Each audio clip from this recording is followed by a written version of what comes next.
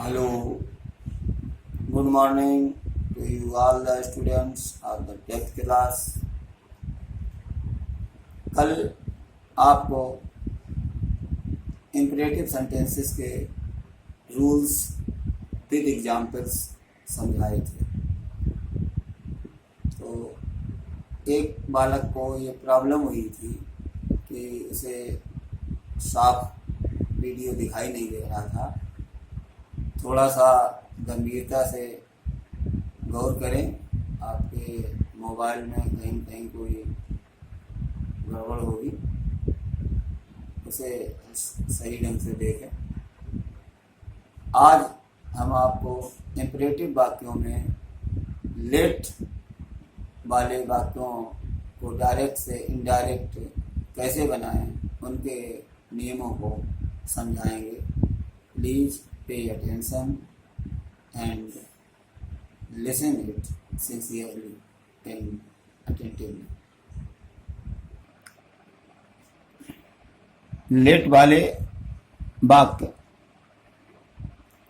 Imperative sentences में जब कहीं भी डायरेक्ट से इनडायरेक्ट बनाएंगे तो जब लेट का प्रयोग होता है तो ऐसे वाक्यों को इनडायरेक्ट बनाते समय निम्न नियमों का प्रयोग करते हैं।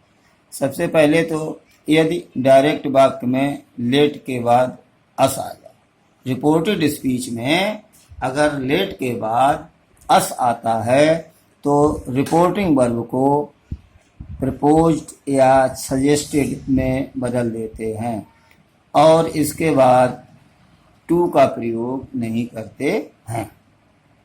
जैसे ही said let us wait for the award, तो लेट के बाद आपने देखा अस का प्रयोग हुआ।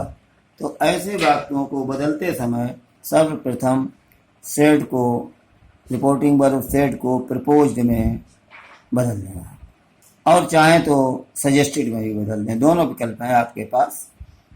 फिर इसके बाद दैट कंजक्शन का प्रयोग करें और लेटस को दे शुड या बी शुड, इसको बी शुड में भी बदल सकते हैं। तो दे शुड या बी शुड में वाक्य के भाव के अनुसार बदलेंगे। तो that they should wait for award, और कोई परिवर्तन नहीं होता है। लेटस को दैट दे शुड में बदल दीजिए, सीधा सा वाक्य समझ लीजिए। अगर इम्परेटिव सेंटेंस में लेट के पश्चात अस का प्रयोग नहीं होता है तो रिपोर्टिंग वर्ब को वाक्य के भाव के अनुसार विभिन्न उसमें वर्ब्स में बदलते हैं। For example, he shouted late them गो, यहाँ पर शाउटेड आया है तो शाउटेड को शाउटेड ही रहने देंगे क्योंकि लेट के बाद देम का प्रयोग हुआ है। तो ही शाउटेड, और अब कंजक्शन टू लगाएंगे। अब पिछला वाला नियम लागू, लेटस वाला नियम नहीं है, ये लेटस से भिन्न वाक्य हैं। तो लेट से पहले टू लगा हैं, तो ही शाउटेड टू लेट देम, और ये ही shouted to let them go. और चाहें तो आप अपने पास से ऑब्जेक्ट लगा भी सकते हैं, तो हमने लगा के भी बता दिया था टू देम आप।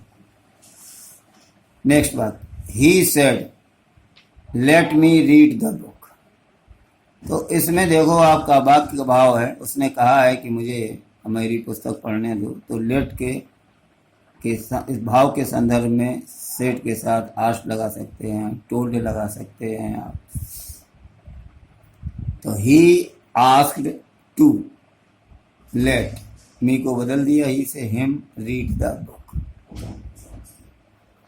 Next, the teacher said to the boys let us not miss the chance, यहाँ पर सुझाव भी दिया है, अध्यापक ने जोर दे के भी कहा है दोनों बातें हैं।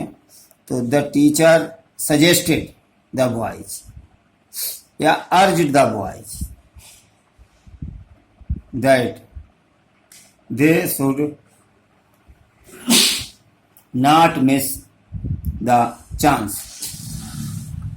लेटेस्ट को दैट दे शुड में बदल दिया, नेगेटिव वाक्य आगे बना दिया। Next, the teacher urged the boys, urged के रूप में भी बदल दिया। और जब आप सजेस्ट, देखो थोड़ा सा अंतर समझ लो, द टीचर जब सजेस्ट लगाया, जब सुझाव दिया, तो हमने क्या किया, that they should not, let के बाद अस वाला नियम, हमने पूर्व वाला नियम लगाया। अगर आपने अर्ज्ड का प्रयोग किया तो टू से भी बन जाता है। The teacher urged the boys not को लेटस हटा दो, लेटस हटा दो, not to miss the chance. दोनों प्रकार से आपका वाक्य उपयुक्त है। Number next, the commander said let the gate be left open. यहां पर देखो आदेश दिया गया है, तो the commander ordered that the gate should be left open. That they should लगाया। अगर आप चाहें दूसरे प्रकार से भी बदल सकते हैं।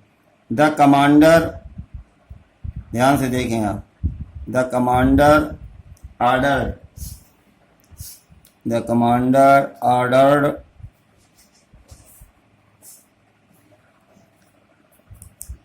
To, the commander ordered to